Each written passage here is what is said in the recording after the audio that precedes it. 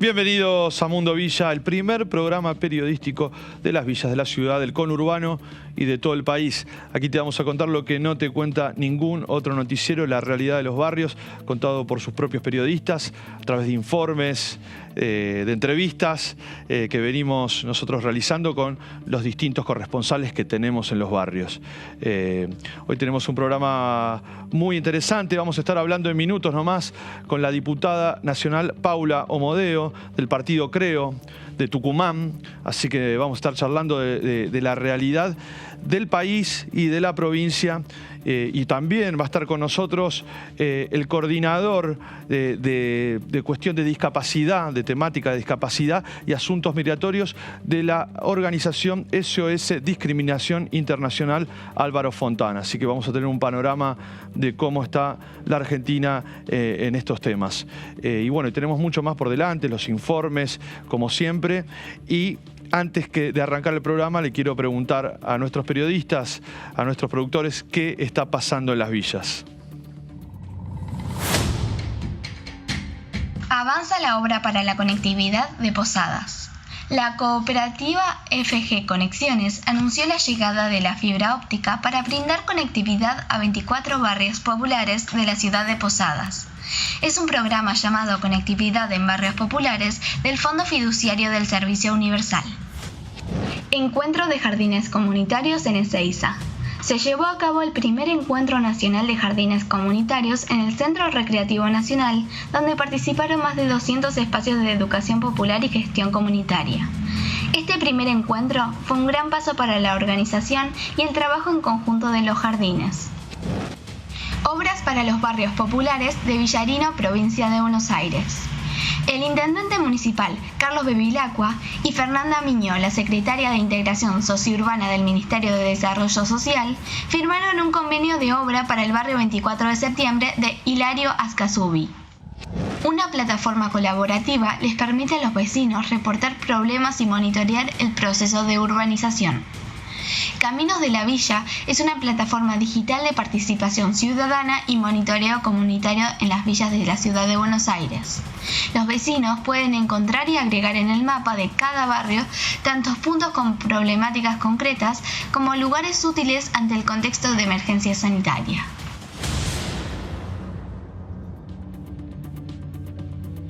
Algunas de las noticias de las cosas que están pasando en los barrios populares de nuestro país. Y bueno, como habíamos anunciado, está con nosotros la diputada nacional Paula Omodeo del partido Creo, y también le doy la bienvenida a nuestra periodista Emilia Rojas, que va a acompañarme, nos va a acompañar como siempre en el programa. Gracias, Joaquín. Bienvenida, diputada. Hola, muchas gracias por recibirme. Y como para arrancar, es una de las diputadas que empieza su gestión ahora y empezamos a conocer. Sos tucumana, cosa que a nosotros nos gusta mucho porque nos da también una mirada de lo que es la Argentina. Nosotros tan inmiscuidos en lo que es por ahí los barrios populares del AMBA más. Y bueno, y en este sentido arrancar preguntarle cómo usted ve la situación social de la Argentina y la de su provincia después de haber salido de una pandemia y bueno, y en esta actualidad que tenemos hoy, con esta crisis. Bueno, la verdad es que yo veo, lamentablemente, viste, como querés empezar diciendo algo bueno, pero veo muy complicada la situación de Argentina, la situación de Tucumán. Nosotros en Tucumán estamos últimos en todo. O sea, si la media nacional de pobreza, de femicidios, de inseguridad, de malnutrición infantil, no sé, siempre estamos como de la mitad de tabla para abajo.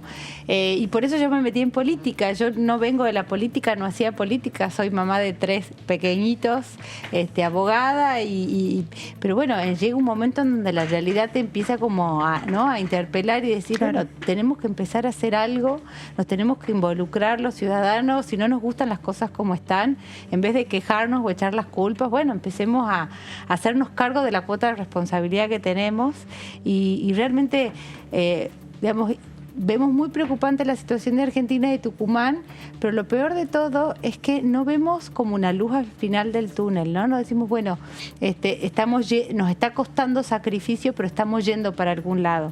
Sentimos que Argentina está como sin un rumbo claro y una dirección clara.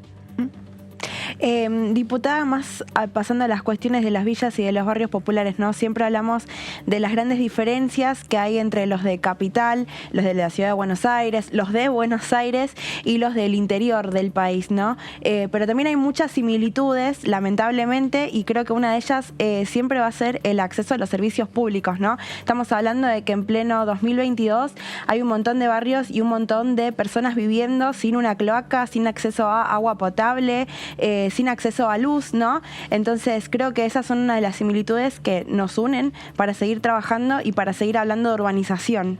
No sé cómo lo ve usted dentro de la provincia. Sí, y como te decía, siempre todo es exponencial en Tucumán. Para que vos te des una idea, en el último censo, la cantidad de hogares a los que, digamos, que en Tucumán tenían acceso a la red de cloacal o a cloacas y agua era el 42%. O sea, estamos dentro de las 4 peores provincias en ese sentido, encabeza Misiones con un 17%. En Cava, el 98% de los hogares tiene acceso a cloacas. Entonces, la falta de acceso a los servicios públicos es algo muy puntual de los barrios populares, de las villas, de los asentamientos. En Tucumán es un problema que lo sufrimos todos los tucumanos. Claro. Es decir, yo vivo en una urbanización donde no estoy conectada a la red cloacal y vivo en un barrio bueno, digamos, con una calidad de vida más elevada y no estamos conectados a la cloaca. Tenemos un pozo, digamos, y muchos de los desarrollos se dan así en Tucumán porque no hay una planificación, no hay una inversión. Y además, cuando nosotros en los 90, como en toda Argentina, vienen las empresas privadas, hacen determinadas inversiones y por algún motivo político, que no sabemos bien por qué, se sacó a esa empresa porque se había dicho que no habían hecho las inversiones, después ese juicio lo perdimos en el CIADI, y hay una empresa estatal que es la SAT que funciona pésimo. Entonces vos cada 3 cuadras ves que salen aguas hervidas, que se rompen los caños, que no hay no hay una inversión.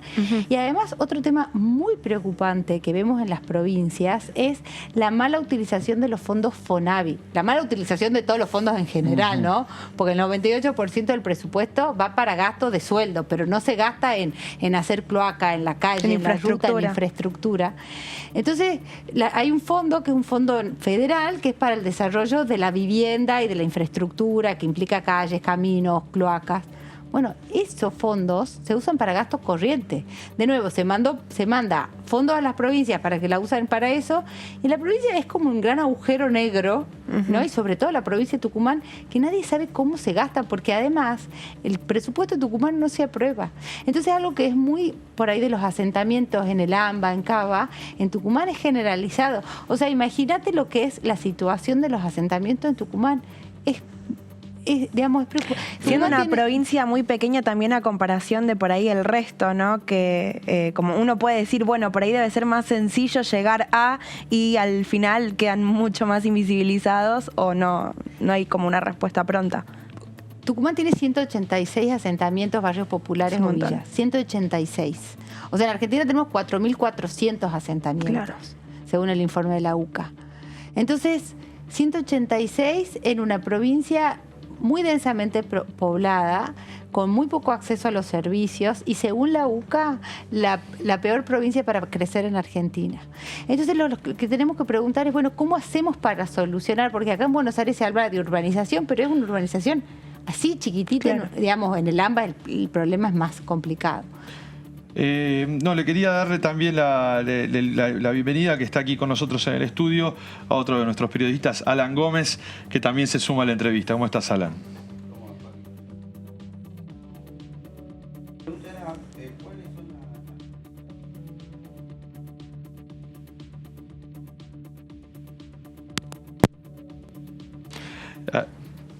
Ahí lo teníamos, Alan, fuera de técnico, pero bueno, hablábamos un poco de la situación de las provincias y en función a estas situaciones, diferencias entre capital y provincia, ¿qué pasa con esta Argentina federal y con estos proyectos de urbanizar?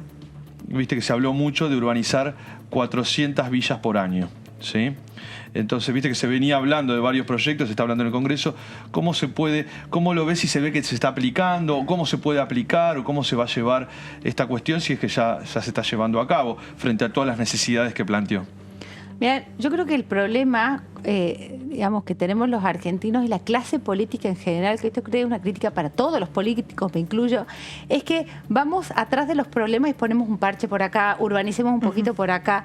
Pero el problema de la Argentina, ¿por qué en el 70 empiezan a existir las villas y antes no existían o no era un fenómeno tan extendido?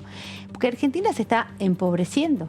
Argentina no está creciendo, no nos estamos desarrollando. Entonces el problema que nos tenemos que pensar es cómo hacemos para que Argentina podamos sustituir trabajos de mala calidad, trabajos en el sector informal. 47% de la gente que vive en los asentamientos está en el sector informal.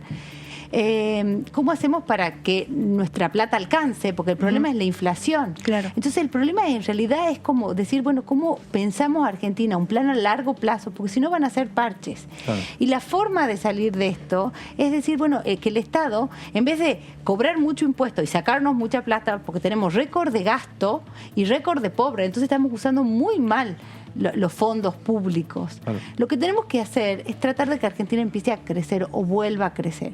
¿Cómo hacemos eso? Bueno, yo entiendo, mi partido entiende, que lo primero que tenemos que hacer es que el Estado deje y los políticos dejen de gastar mal.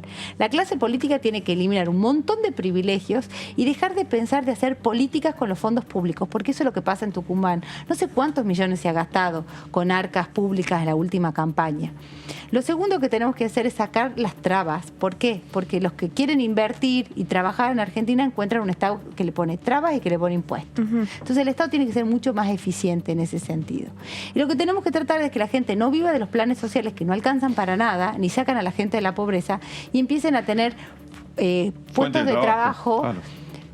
Pero igual, para que Argentina salga del lío en el que estamos, se tienen que generar 400.000 puestos de trabajo por año de manera sostenida hasta el 2030. O sea, tengamos el diagnóstico de la situación en la que estamos. ¿Y cómo empezamos eso? Bueno, con educación, gastando bien la plata en educación, ¿no? Y no en política. Que los recursos lleguen a donde tengan que llegar y que el Estado empiece a sacar trabas. Todos estos planes de control de la inflación, con control de precio, ir como con la policía al supermercado a ver en la góndola qué producto hay, no sirve para nada. Lo que tiene que hacer el Estado es dejar de gastar en cosas que no necesitamos que gasten, bajar la emisión, y de esa manera al que más le impacta la inflación es al que menos gana. Porque el nivel de impacto de la inflación en alimentos, claro, o sea, te come casi todo el ingreso. Entonces, lo primero que tenemos que hacer es bajar la inflación y que se generen nuevos puestos de trabajo. Y para eso es muy importante una reforma laboral. Compartimos. Las quiero invitar a ver uno de los informes de Mundo Villa. Estuvimos en el barrio Richardelli, que en realidad es conocido como el barrio Bajo Flores, la 1114. Estuvimos allí, estuvimos con el referente, nuestro amigo Nicolás Zenón, y bueno, y ahí nos contó la realidad, cómo se vive, cómo se trabaja y bueno, y mucho más. Vamos a ver la entrevista y seguimos hablando con la diputada.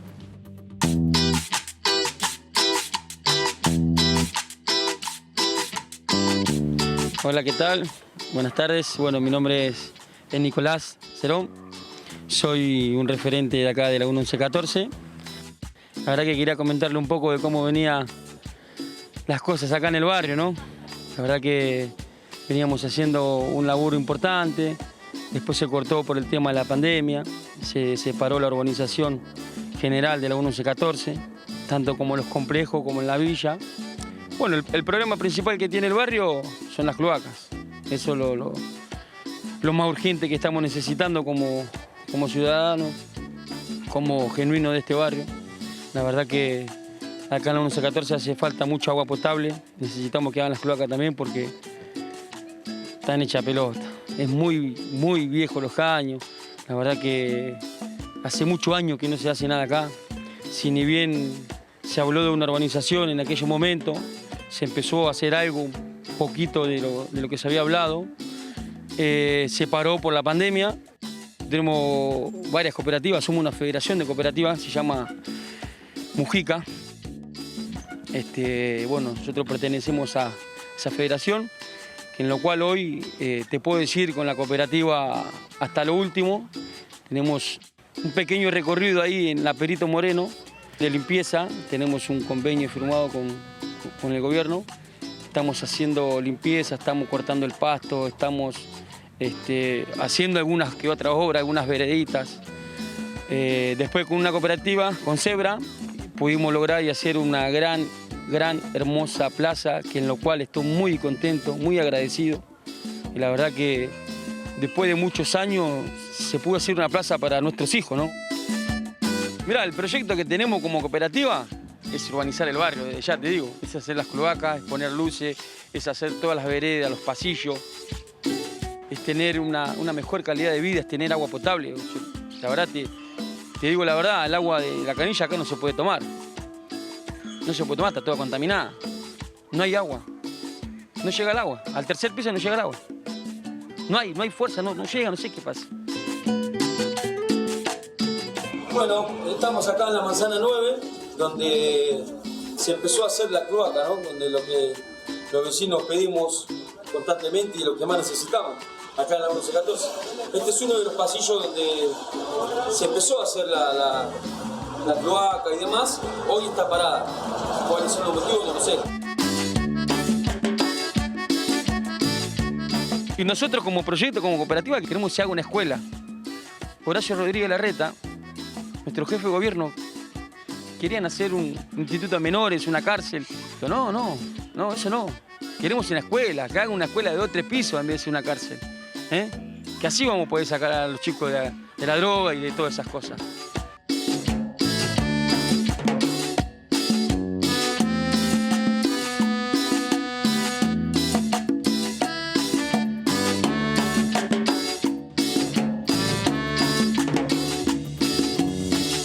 Bueno, ahí veíamos cómo nos contaba Nicolás Zenón, referente de la Villa 1114, el barrio Padre Richardelli. Y bueno, también es uno de los barrios más estigmatizados, y por eso a nosotros nos gusta contar historias de los pibes que trabajan y que trabajan para revertir muchas de las situaciones y falencias que tienen los barrios. Y bueno, seguimos hablando con la diputada Paula Omodeo.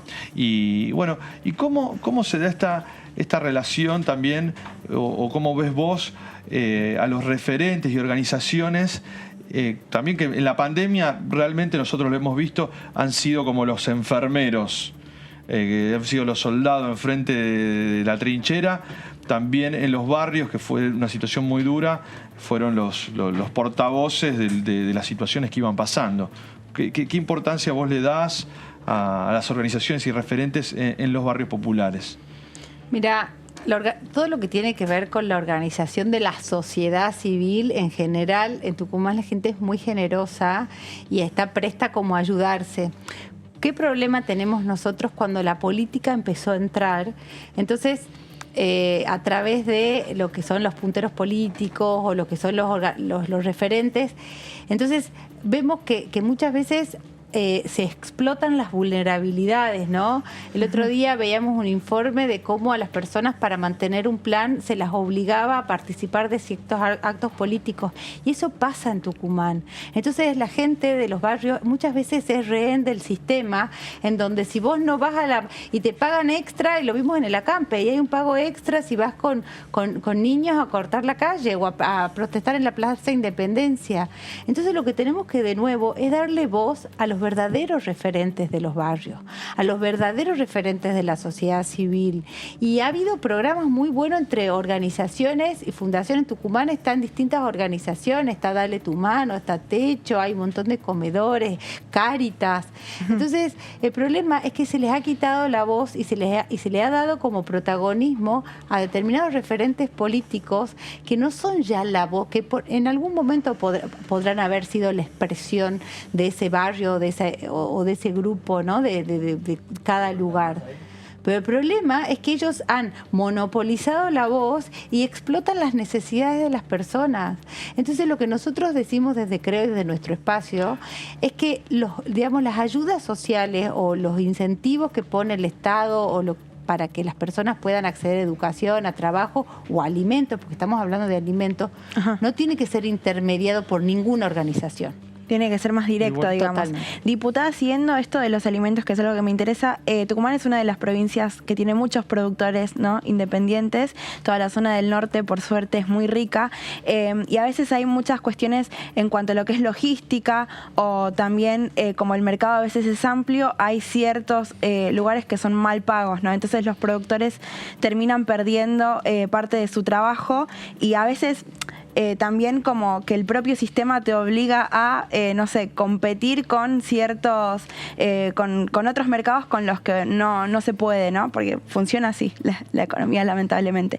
¿La provincia tiene algún plan para ayudar a los productores independientes, para llegar a las zonas rurales, para acompañar estos mercados? Mira, la provincia tuvo algún tiempo desgravaciones para, digamos, en ingresos brutos y demás, pero lo que vemos es que no hay infraestructura. Es perfecto el diagnóstico que vos hacías, la infraestructura, sacar la producción de Tucumán a los puertos, que es lo que genera divisas, es mucho más caro. Entonces nosotros perdemos ventajas competitivas por la falta de infraestructura. Además, es verdad que poder remunerar muchas veces a la mano de obra como se debería remunerar, hace que tu industria sea menos competitiva. Entonces tenés mercados como Perú o como Sudáfrica en las mismas producciones que Tucumán, que son mucho más baratas, y hace que tu producto sea mucho menos competitivo. Pero ¿dónde están los costos, digamos? ¿Por qué Tucumán producir acá es tan caro? Porque mucho de la producción va en tributos, va en impuestos. Nosotros en Tucumán tenemos la carga fiscal más grande de Argentina. La carga fiscal más grande de Argentina para, digamos, una provincia donde todo lo contrario, vos deberías bajar la carga fiscal para poder producir, y un sistema extremadamente distorsivo en ingresos brutos. Nosotros decimos que en Tucumán respirás y tenés renta en la nuca, pagando ingresos brutos por una ganancia que todavía no has percibido. Entonces, tenemos que hacer una reforma laboral para que los que están fuera del mercado puedan ingresar al mercado, porque hoy la ley laboral está pensada para que los que estén no puedan salir, o que sea muy costoso salir.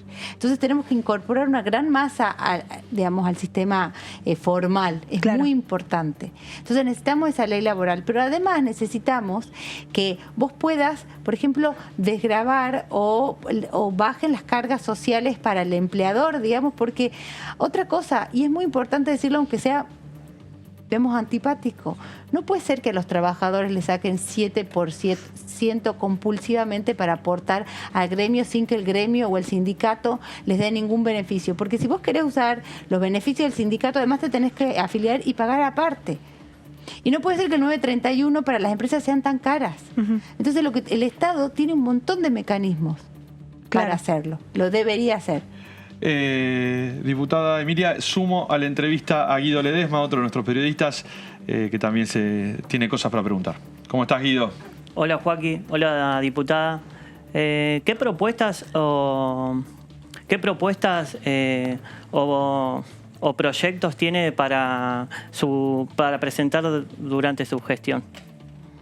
Perdón. Bueno, gracias, Guido, por la pregunta. Mira, nosotros creemos, ya presentamos uno para que las cargas laborales digamos, sean graduales de acuerdo al tamaño de la empresa. Es muy importante saber que el 80% de los puestos de trabajo en Argentina los generan las pymes.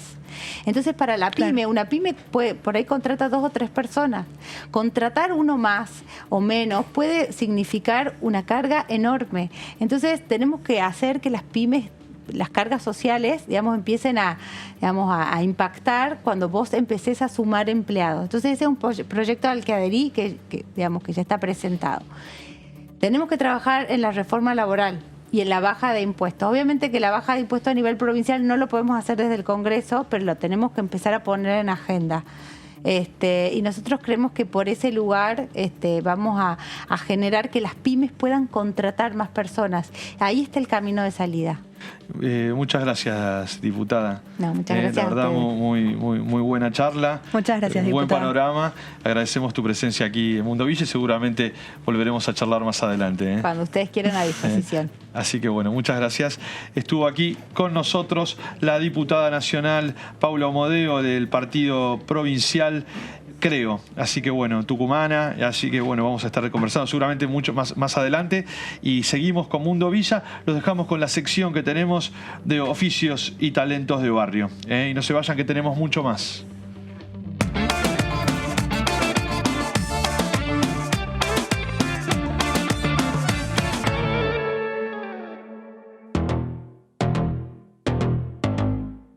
Bueno, mi nombre es Alan Sequeira, soy coordinador de Cultura Fuerte Apache acá en el barrio Ejército de los Andes.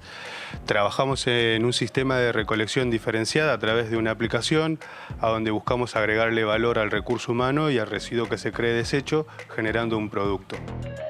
Estas cajas van a ser futuros contenedores de aluminio y metales que dejamos en algunos kioscos. Esto es residuo electrónico, vidrio, plástico, allá tenemos cartón. Mis sueños es, uno de mis sueños es poder encontrar una sociedad más tolerante a lo que es el medio ambiente, un hábitat donde podamos estar todos de cierta manera cuidados y que participemos todos y poder cambiar el mundo de cierta manera a través del reciclaje y de la educación ambiental.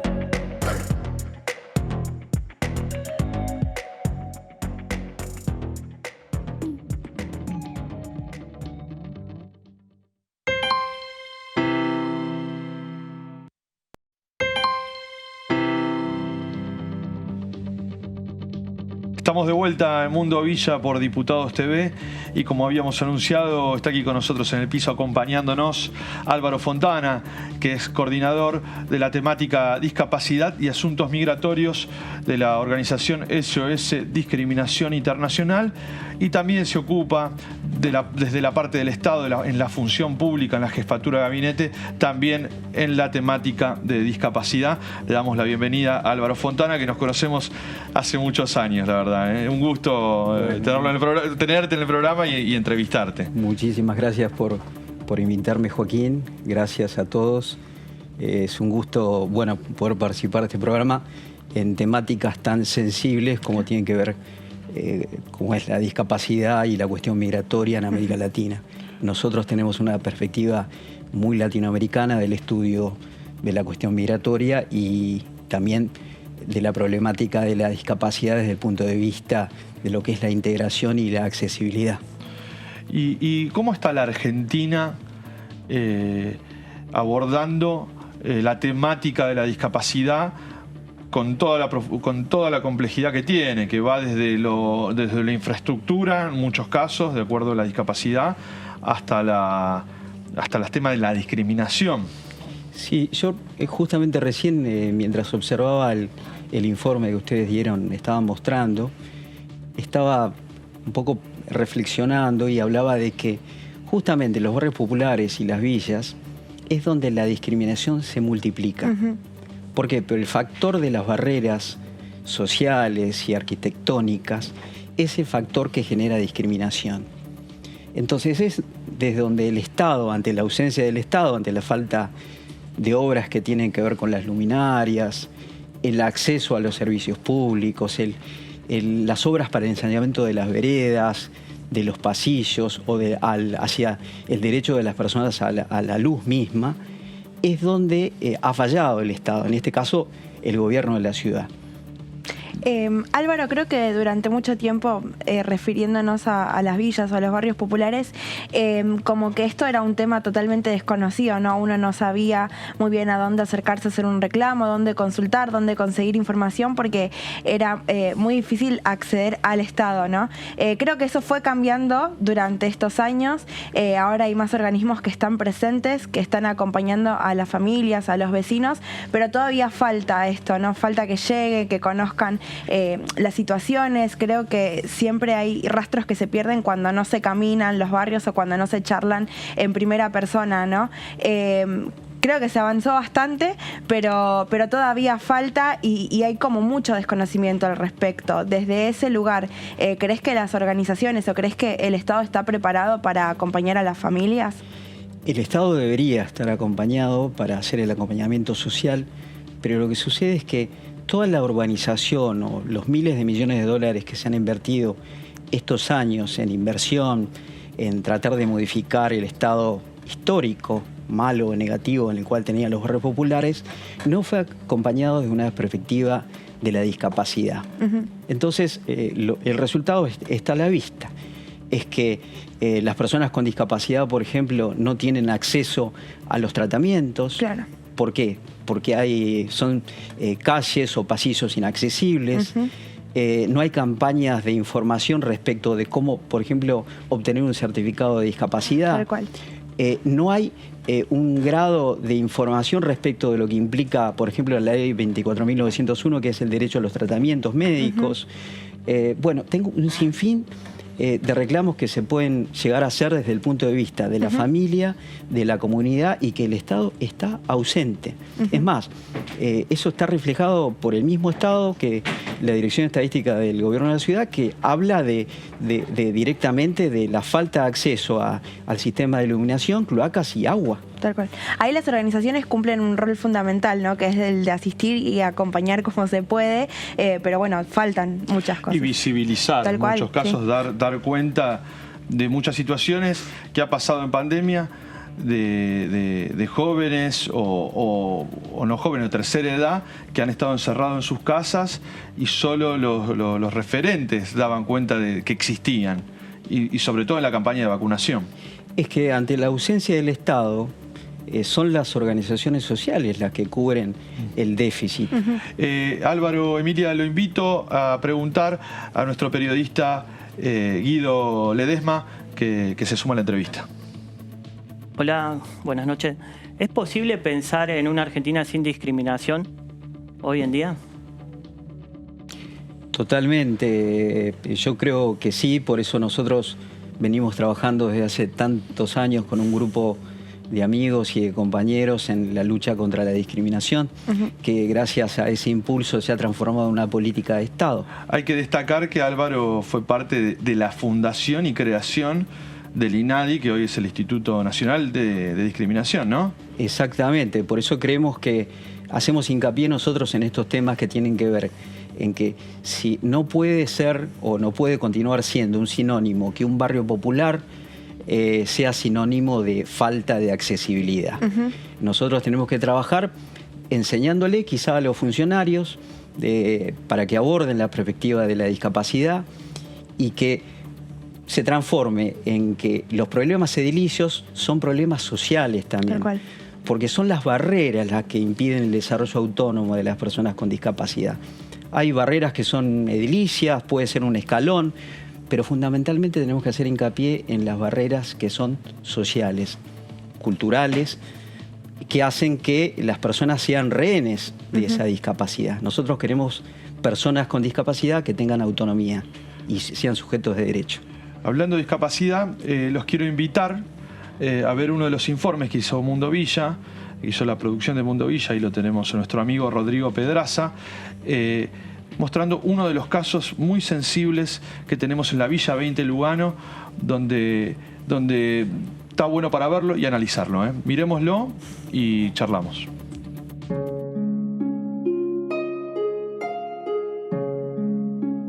Mi nombre es Griselda Patiño, ella es Morela, mi hija, tiene 20 años, vivimos acá del 85.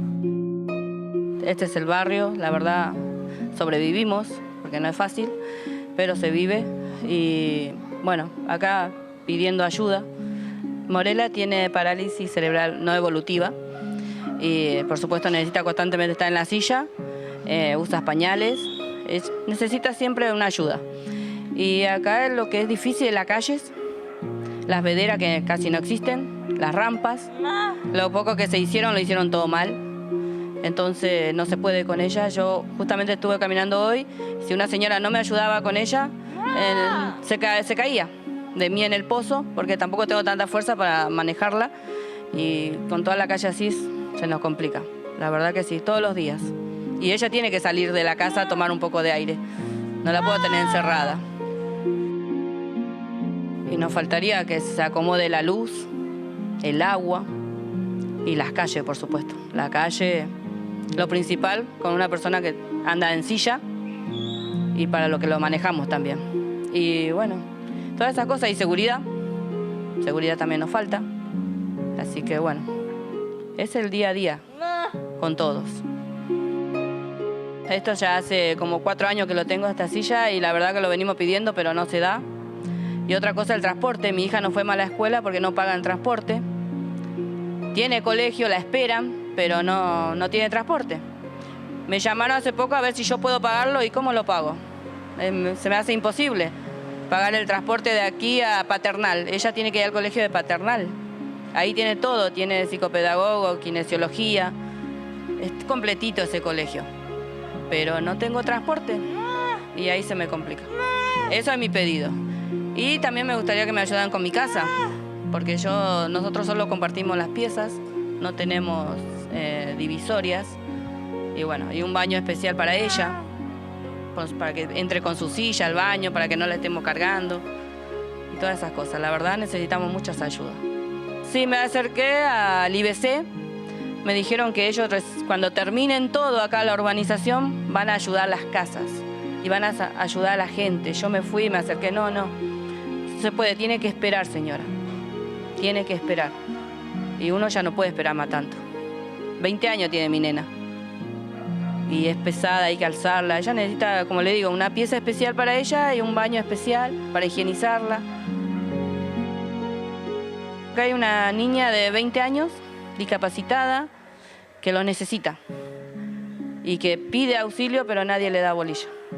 Que por favor escuchen, vengan, vean, tienen direcciones, tendría que ir a la escuela, eso es una obligación. Yo como madre la mando, pero ¿cómo hago en los colectivos ahora con la epidemia? ¿Cómo la subo en un colectivo? La verdad estaría bueno que nos escuchen un poco. De acá estamos, en la Villa 20, en Lugano.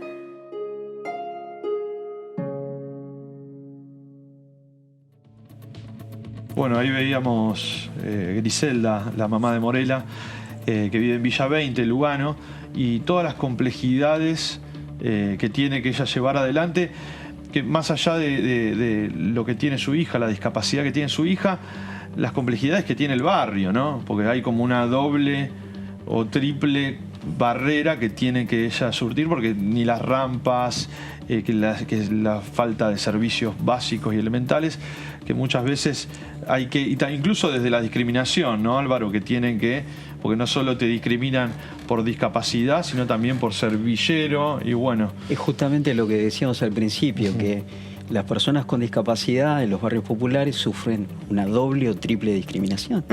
Justamente por vivir en un barrio, por ser discapacitada o tener una discapacidad en particular, y después no tener acceso a los servicios elementales.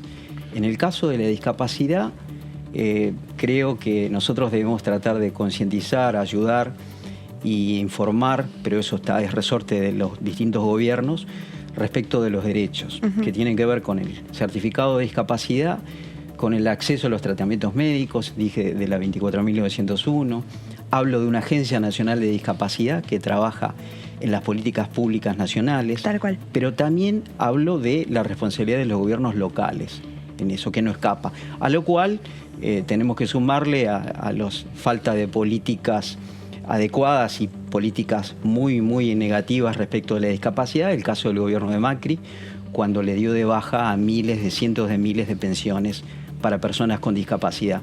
Este gobierno se está encargando de restituirlas, de trabajar, hasta el punto que el presidente Alberto Fernández ha estado en 2 oportunidades en la agencia promoviendo tanto las políticas públicas del Estado Nacional, así como que las políticas que lleva adelante el Gobierno Nacional desde el Estado. Álvaro, sabemos que desde la ONG OCOS también trabajas mucho las cuestiones migratorias, ¿no? Y hablamos mucho sobre eso en el programa porque los barrios están llenos de migrantes que vienen con sus culturas, que vienen con un montón de cosas a pintar, ¿no? La realidad también y a ser parte de la realidad social de la Argentina. Sé que hay oleadas por momentos en donde las cuestiones migratorias se debaten mucho dentro de los medios de comunicación, ¿no? Y entonces hablamos del cupo, de cuántos migrantes hay en los penales, cuántos pueden ingresar al país, cuántos hay latinoamericanos, cuántos hay europeos, y eso es algo que sucede una vez por año, ¿no? Se habla, y eso muchas veces alimenta el odio que ya existe y muchas otras veces sirve también para despejar ciertos prejuicios. ¿De qué manera crees que se puede trabajar trabajar en conjunto con el Estado para romper ciertos mitos. A mí hay algo que me quedó muy presente, por ejemplo, que es que se hablaba mucho de que los penales estaban llenos de inmigrantes y que eran ellos los culpables de todos los delitos en Argentina, ¿no? Y después, basándose en las estadísticas, basándose en la realidad, se sabe que son el menor porcentaje posible, pero bueno, ya hay un trabajo o ya hay un discurso plagado y repetido en los medios que fomenta ese odio, ¿no?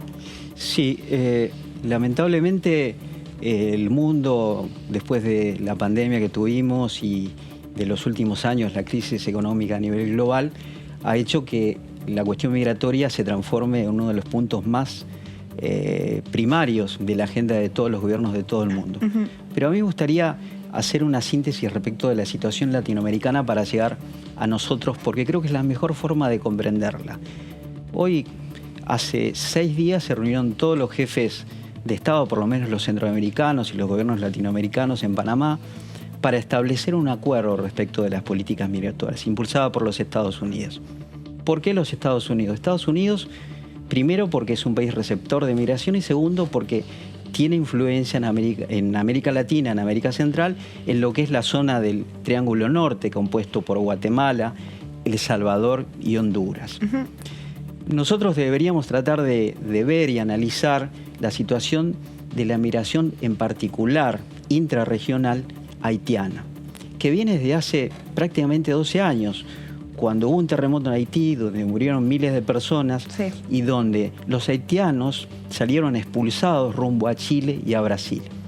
Pasaron 12 años y ese contingente y esa gran masa de población haitiana no pudo asentarse, quizá por la falta de receptividad de Piñera, la transición entre Lula y Bolsonaro hizo que ese grupo haitiano, a partir del año 2021, tomara como destino México y los Estados Unidos. El resultado de esto es que el Golfo de Darién, la selva que separa Colombia del resto de Centroamérica, sea un terreno donde pasan miles de haitianos. 200.000, para ser exactamente, en los últimos meses. Este es el resultado, pero no se termina acá la historia, porque es México el país tapón que, en conjunto con Estados Unidos, retiene a los haitianos en la frontera con Guatemala.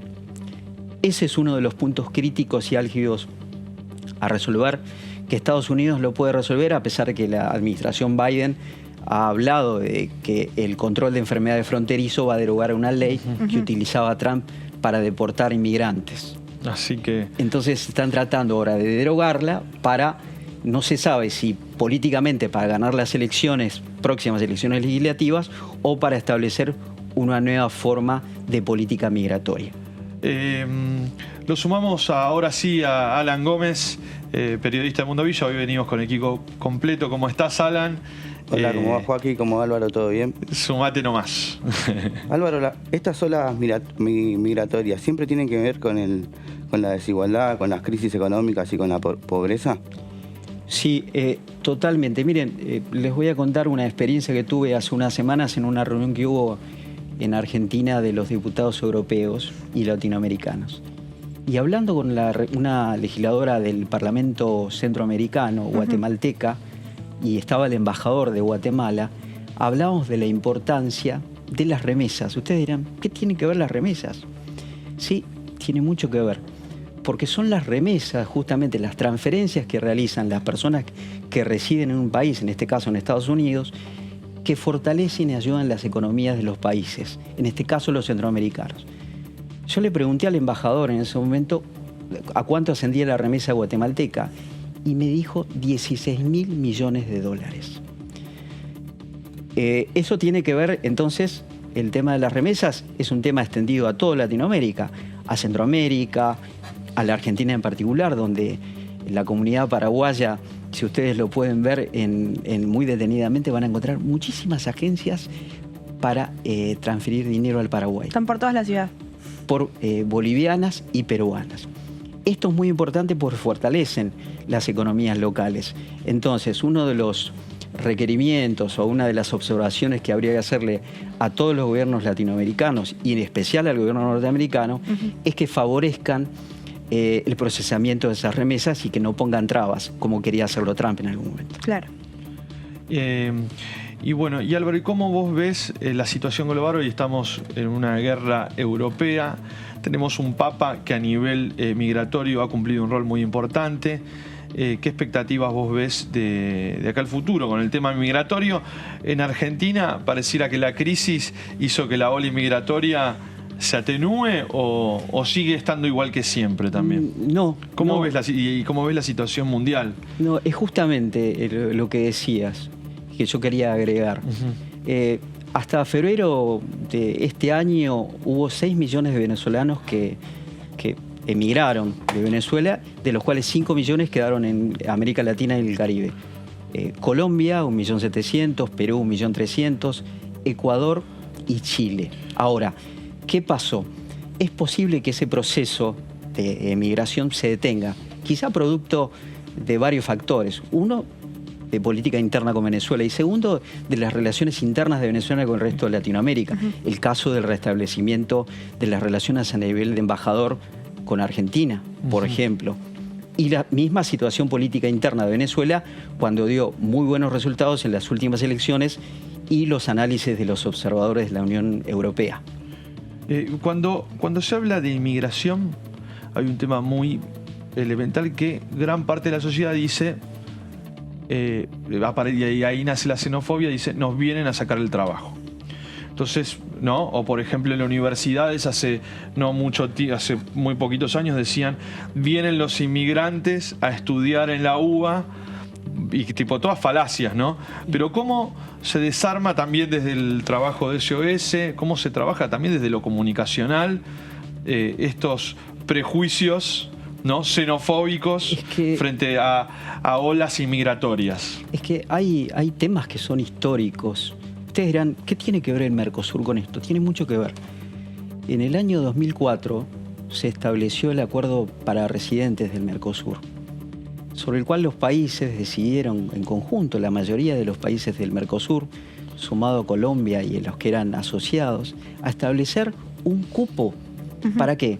Para que a los 2 años se les diera una residencia provisoria, a los 2 años después una residencia permanente. Claro. Esto es una política de Estado regional, que después Argentina, un año después, en 2004, estableció una ley migratoria que es modelo en el mundo, que incorporó justamente todos estos artículos que tienen que ver con la residencia, el agrupamiento familiar, los derechos de la familia, ¿sí? A eso hay resistencia. Nosotros no podemos evitar que existan fenómenos políticos xenófobos como el que se ha dado, por ejemplo, el fin de semana pasado en Francia, donde la ultraderecha obtuvo más del 40%, o donde el líder de Hungría proponga cerrar toda la frontera para que no accedan desde el sudeste de Europa, o Trump decida, no sé, enfrentar al presidente mexicano diciéndole que él, con solo hablarle, ya le había conseguido 5.000 soldados del ejército mexicano para bloquear el acceso de los inmigrantes de la triple frontera, digamos. Eso no lo podemos evitar, pero creo que nosotros tenemos herramientas como son la constitución de un estatuto de soberanía para el Mercosur en todos los países, incluido Paraguay, Brasil, Uruguay, Bolivia, Chile, como para dar a entender que nuestra situación, la situación de los argentinos y los inmigrantes, es muy distinta a la del resto del mundo. Muchas gracias, Álvaro. Muchas gracias por esta charla, por esta entrevista y por interiorizarnos sobre estos dos temas tan importantes. Gracias, muchísimas gracias. Muchas gracias, Emilia Rojas. Gracias también a Alan Guido y a todo el equipo de Diputados TV. Estuvo aquí con nosotros Álvaro Fontana, coordinador de la temática de discapacidad y asuntos migratorios de SOS Discriminación Internacional. Y bueno, y esto fue Mundo Villa. Muchas gracias. Hasta el próximo programa. Inscribite a los talleres de comunicación y artes audiovisuales de Mundo Villa. Hacemos periodismo, radio, cine, televisión, fotografía y redes sociales.